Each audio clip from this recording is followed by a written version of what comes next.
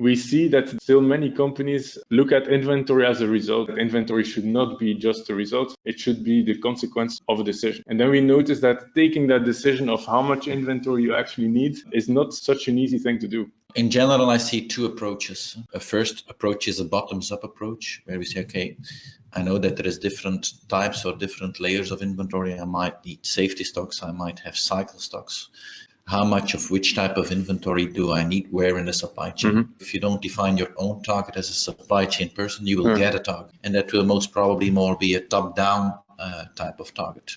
I will start with, let's say, showing a kind of a risk which I see in companies and how they land up with top-down targets which are not necessarily realistic. So we look at inventory turns and we compare ourselves to key competitors. So if we do this type of benchmarking, most probably we will land ourselves a target which is on the high end. So maybe I get a target of 6 to 7.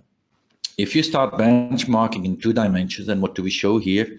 Each dot represents 1 year, and the different curves represent different companies. So what we see is that on the one hand, company number 2 is very efficient in inventory turns. But if you look at the average profitability, it has a 1.5% EBIT over the last 10 years. Well, 1.5, this is EBIT. So we still need to pay interest. We still need to pay taxes. And then we hope to still have some net profit from which we can pay a dividend to the shareholder. So it's quite likely that this company is actually in financial troubles. I hope that after having seen this example, you will never accept that in your company, somebody from the finance department shows you a benchmark in only 1 dimension, because that's only half of the story, you could say.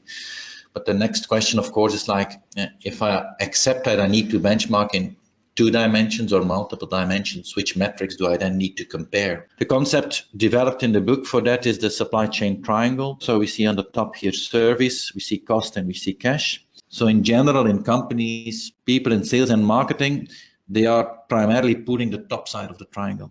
Whereas people in operations, they are primarily putting the cost side of the triangle. And all of a sudden you have the CFO who says, well, guys, we need to work with a constant level of inventory, and we need to lower that level of inventory, right? Well, it's by putting inventory really into the equation that you close the triangle and that you create the pressure. Service is a driver for top line, right? And if I look at the company from an investor's perspective, I say, well, I'm not only concerned with top line. Why? Because, well, in the end, I also want to see a margin or a profit.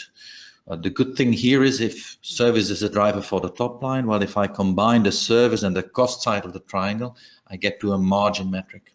And even then, as an investor, I'm not only concerned with the margin, I'm concerned with the margin over the capital invested. It's like the Americans would say, I'm concerned with the bang for the buck. If I would be able to benchmark in 3 dimensions, I would probably want to see a service metric, a cost metric, and a cash metric. I think, does that mean that return on capital employed should be the main performance metric for a supply chain? Yes.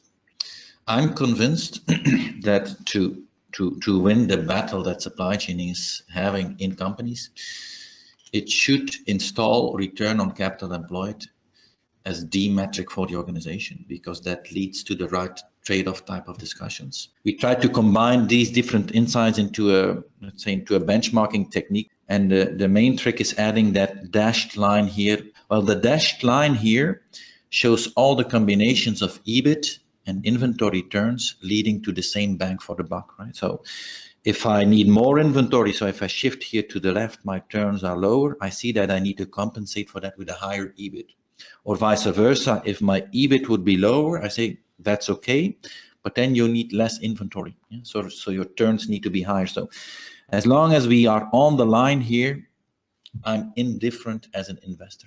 Well, once we have defined that maximum performance line here, the dashed line, we can say, okay, well, this is actually our line. It's our performance that we want to reach. Actually, it's good to calculate it for the different competitors and then say, okay, what seems like a good reference in my sector? The position you take on the curve is actually a strategic choice, right? Operational excellence players, which are low-cost players, what will they do? Well, to realize the lowest cost, they will try to cut as much complexity as possible. They will really focus on the fast-moving volumes. So they will have less complexity. they will have less inventory, or they will have higher inventory turns. Typically, they will also work with a minimal margin. If I'm a customer intimacy player, yeah, I want to go for the best total solution, so I will need to have a broader product portfolio. Not all of these products will be fast moving. You will start introducing a long tail. So your inventory turns of the customer intimacy player will be lower than that of the OPEX player. But typically you can also drive a premium from being the one-stop shop. The product leader, I typically put it to the left. Why? For me, he has the highest complexity. And it's not necessarily the product portfolio, which is very complex. It's primarily the product itself, which becomes very complex. If I'm okay as an investor that a product leader requires more inventory, as long as he can compensate for that with a higher EBIT, we need to make sure that supply chain is not the victim and doesn't get the unrealistic target to move to 4.5, while we did not change the strategy of the product leadership. So we keep the complex supply chain, but we get a target of 4.5 inventory turns. That will never work. Suppose as a supply chain you drive that change, you drive that decision. How do you bring it then back to operational targets? So if we look at inventories and we look at the function of inventories, right, we know that there are 5 functions. Yeah. So we have the process, the inventory that is in the process. We have the inventory that you keep for strategic reasons. And then we have the safety stocks, anticipation stocks, and cycle stocks. If you're a product leader, and as you said, your product is more complex, you allow more complex technologies that can have an impact on your in transit or your in process stock, because your process itself can become longer, etc. Do you see other examples? Certainly, if you go to customer intimacy, you will start introducing the long tail. If you get to that long tail, you will have more slow-moving products.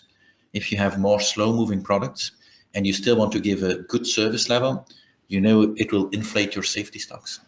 And also, well, the minimum order quantity or the minimum production batch might be inflating the cycle stock. So, of course, you need this type of calculations to really come to a good bottoms-up calculation of what is the inventory I now really require, and the strategy will define, like, okay, what's the level of complexity I accept? Assuming that we go through this exercise, right? So we do the strategic exercise, we come to a target, we manage to translate that target into operational targets. Then a last thing I think is important, the capacity of an organization to monitor that, where you can start with one number and evaluate whether that one number stays on the right line.